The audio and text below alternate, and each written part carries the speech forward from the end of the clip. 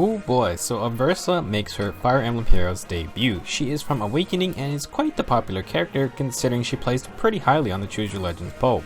For reference, Aversa's Grand Hero battle coincides with the current Brave Redux banner because after Loki, Owain, and Cliff, Aversa is next on the list.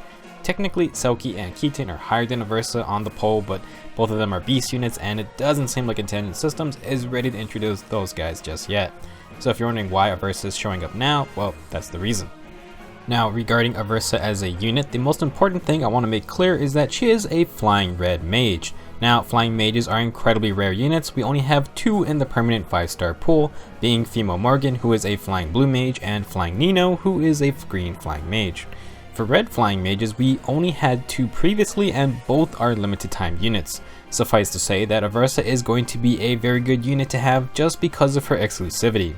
Her stats are not bad as well, and only increases her must-have status. So at 5 stars, Aversa comes with 42 HP, 33 attack, 34 speed, 17 defense, and 24 resistance. 42 HP is on the higher side for a mage, but it does offset her low 17 defense and kinda average 24 res. As for her 33 attack and 34 speed, it's not crazy, but that is a pretty great stat line for a free unit. So Aversa isn't really suited for defensive measures, although she should be able to fight her other mages decently. Mage flyers are especially not the best for defensive builds because they have that innate weakness to bows and arrows. Having to sacrifice a slot for Iota shield isn't always the best option, although it can work. With that said, Aversa is going to be looking to utilize her decent attack and speed to win her battles. I want to cover Aversa's other skills first because her weapon is a bit complex. She comes with Dragon Fang, and honestly it's not that great of a special since she isn't exactly high attack focused. HP and speed 2 grants plus 4 HP and plus 2 speed, bumping Aversa up to 46 HP and 36 speed. This may seem like an odd skill, but the extra HP is there to benefit her unique weapon.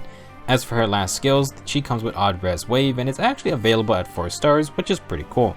As for Aversa's weapon, she comes with her own unique legendary tome. It's called Aversa's Knight and is a 14 might tome that also grants a flat plus 3 resistance boost.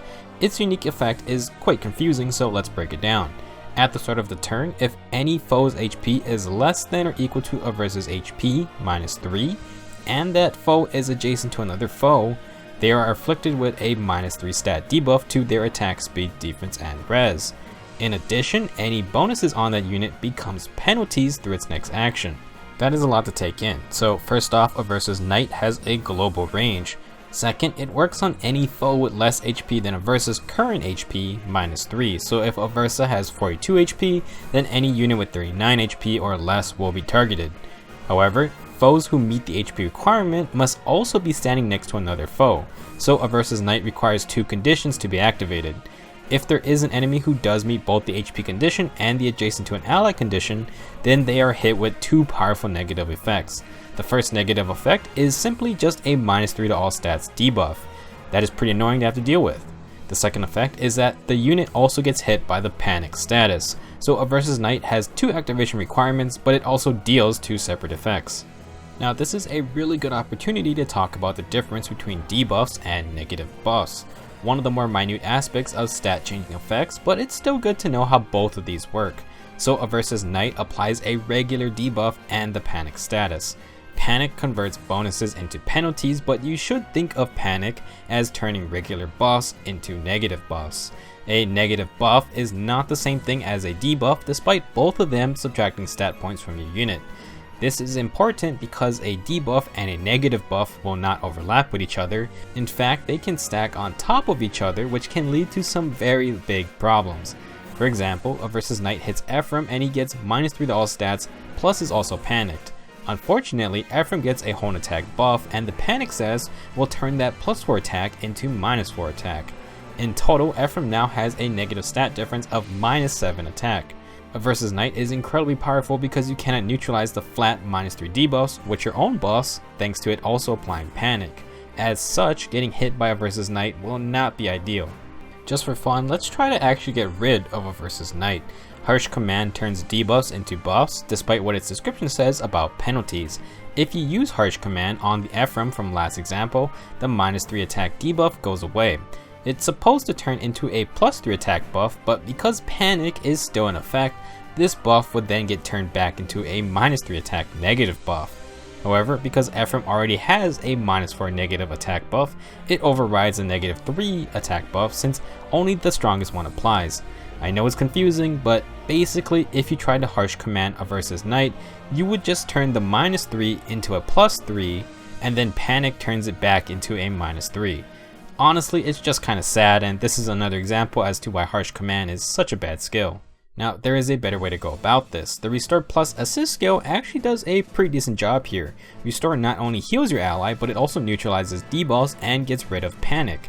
So you can see that this Ephraim here has the -3 defense debuff from Aversa's Knight, and since he's getting a fortified defense buff of +2, it gets turned to a -2 buff from Panic.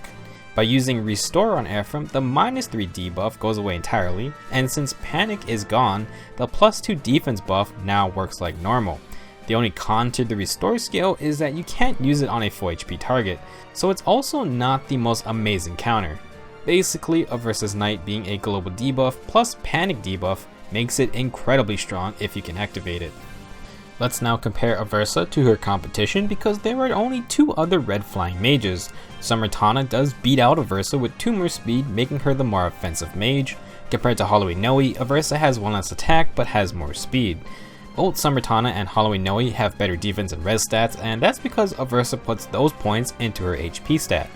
As you can see, Aversa actually matches up quite well with our 2 other limited time units. She is limited on merges and can't get an attack or speed boon, but for a reward unit, Aversa is still pretty solid. For builds, we can focus around abusing Aversa's Knight for maximum panic and chaos across the battlefield. To try and get Aversa's Knight to work on as many units as possible, I do think an HP Sacred Seal is the way to go. HP and Res 2 is a decent choice, adding another +4 HP. With 50 HP, Aversa's Knight would work on anyone with less than 47 HP, and that's not too bad. It covers a lot of squishy ranged units and some melee fighters. To try and keep Aversa healthy, you can give her Renewal so that her HP stays topped off even after fighting. Honestly, Aversa's Knight is just a great support weapon since it has that global range. Now, a build like this isn't exactly focused around pure power, but we just want to inflict Aversa's Knight onto as many units as possible.